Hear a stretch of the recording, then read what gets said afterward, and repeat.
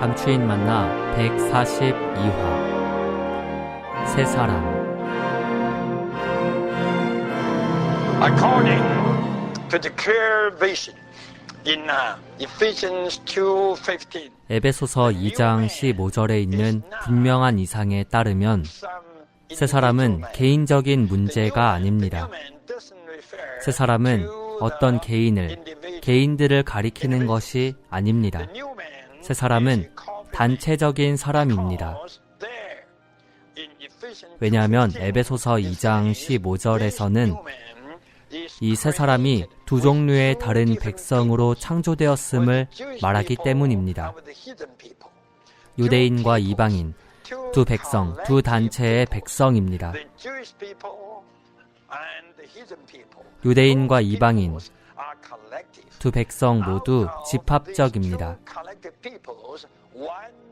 이 두 단체의 백성으로부터 한 세 사람이 창조되었고 존재하게 되었습니다. 에베소서 2장 15절에 이어지는 16절은 우리에게 두 단체의 백성으로 창조된 이 세 사람이 그리스도의 몸이라고 말합니다. 에베소서 2장 15, 16절에 있는 세 사람과 몸은 서로 바꿀 수 있는 동의어입니다. 세 사람이 몸이고 몸이 세 사람인 것입니다. 이것이 바로 세 사람이 개인적이지 않고 단체적인 것임에 대한 강한 암시입니다. 세 사람은 나중에 우리가 볼 것인데 바로 우리 안에 계신 그리스도이십니다. 좋습니다. 그리고 이 세 사람은 새로워지고 있습니다. 여기 이것은 매우 생소합니다. 어떻게 세 사람이 새로워져야 한다고 말할 수 있습니까? 에베소서에서는 세 사람이 창조되었다고 말했는데 골로새서에서는 세 사람이 새로워지고 있다고 말합니다. 창조되는 것이 한 가지이고 새로워지는 것은 다른 것입니다. 그러면 궁극적으로 세 사람은 창조되었습니까? 아니면 세 사람은 새로워지고 있는 것입니까? 에베소서에 따르면 세 사람은 창조된 것입니다. 골로새서에 따르면 세 사람은 무엇입니까? 새로워지고 있습니다. 여러분, 그것에 대해서 무엇인지 말해 주십시오. 창조된 것입니까? 아니면 새로워지고 있습니까?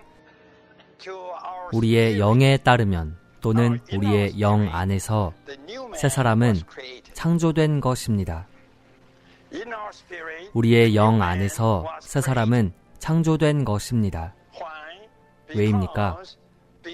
왜냐하면 부활 안에서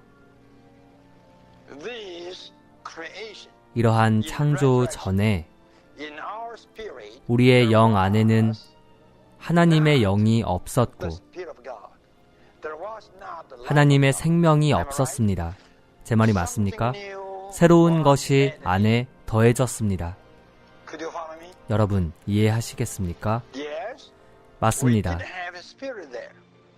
부활 안에서 새 창조 전에 우리에게는 분명히 영이 있었습니다. 우리의 영이 있었지만 우리의 영 안에는 신성한 생명이 없었습니다. 성령도 없었습니다.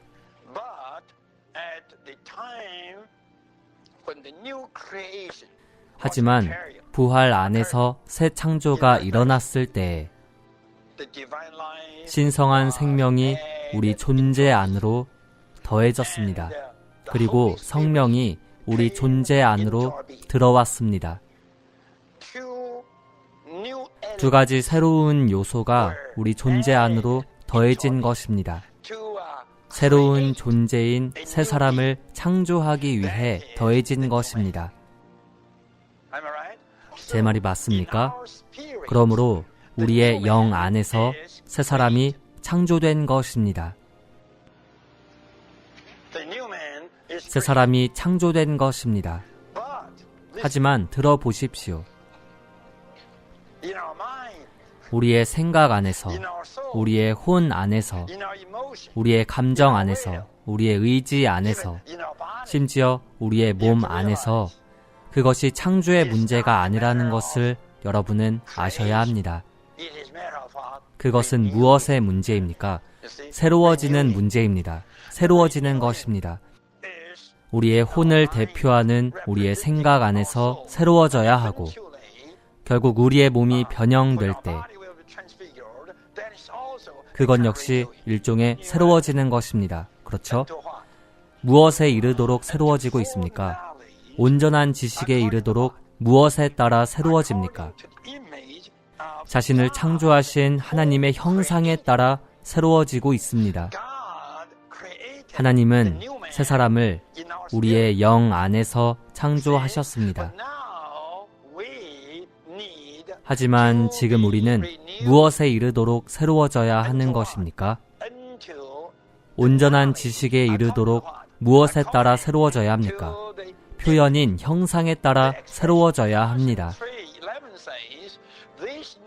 그리고 골로새서 3장 11절이 말하는 것은 하나님을 따라 창조된 이 새 사람은 새로워져야 하고 새로워지는 과정을 거치고 있다는 것입니다. 무언가에 이르도록 새로워져야 한다는 것입니다. 무언가에 이르도록, 어떤 결과에 이르도록 새로워져야 한다는 것입니다. 무엇에 이르도록은 어떤 결과로 끝나도록과 같습니다. 어떤 결과로 끝납니까? 온전한 지식이라는 결과입니다. 그리고 이 온전한 지식은 하나님을 따른 것이 아니라 하나님의 형상을 따른 것입니다. 하나님의 형상을 따른 것입니다. 하나님의 충만이라는 표현으로 이해되는 형상에 관한 모든 메시지들 다음에 이제 우리는 무엇이 하나님의 형상인지 쉽게 이해할 수 있다고 생각합니다. 다시 말해서 하나님의 충만이며, 다시 말해서 하나님의 표현이고, 다시 말해서 그리스도 그분 자신이십니다. 그리스도 그분 자신이십니다. 그리고 바울은 말합니다. 거기에는 헬라인과 유대인이나 할례자나 무할례자나 야만인이나 스구디아인이나 노예나 자유인이 없습니다. 어떤 종류의 사람도 있을 수 없습니다. 전혀 여지가 없습니다. 여러분이 새 사람 안으로 들어왔다면, 여러분이 여기 새 사람의 일부라면 여러분은 자신을 특별한 존재나 특별한 이로 여기지 말아야 합니다. 여러분은 아무것도 아닌 사람이며 아무것도 아닙니다. 교회 안에서 우리는 모두 아무것도 아닌 이들입니다. 우리는 모두 아무것도 아닙니다. 왜입니까? 새 사람 안에는 오직 그리스도만 계시기 때문입니다. 오직 그리스도만 계십니다. 이것도 아니고 저것도 아닙니다. 하지만 그리스도는 모든 것이시며 모든 것 안에 계십니다. 여기서 모든 것은 모든 지체들을 의미합니다. 그리스도는 모든 것이시며 모든 것 안에 계십니다. 그리스도는 모든 지체이시며 그리스도는 모든 지체들 안에 계십니다. 교회 안에 당신을 위한 여지는 없고 저를 위한 여지도 없습니다. 어떤 종류의 사람을 위한 여지란 전혀 없습니다. 영국 사람, 독일 사람, 이탈리아 사람, 프랑스 사람을 위한 여지는 없습니다. 중국인, 일본인을 위한 여지가 없고 어떠한 여지도 없습니다. 새 사람 안에는 어떤 사람을 위한 여지가 없습니다. 오직 그리스도께서 모든 것이시고 모든 것 안에 계십니다. 저는 말씀드립니다. 3장 11절은 너무나 강합니다. 너무나 강합니다. 새 사람 안에는 없습니다. 의심할 것 없이 새 사람은 교회이며 몸이고 단체적인 사람입니다. 이 몸, 교회 안에는 많은 사람들이 있습니다. 하지만 그들은 사람들이 아닙니다. 그들은 모두 그리스도입니다. 그리스도는 형제님입니다. 그리스도는 형제님입니다. 그리스도는 여러분입니다. 그리고 자매님들, 그리스도는 여러분입니다. 그리스도는 우리 가운데 모든 이들이십니다. 그리스도는 모든 것이시며 모든 것 안에 계십니다. 오, 어떠한 이상입니까?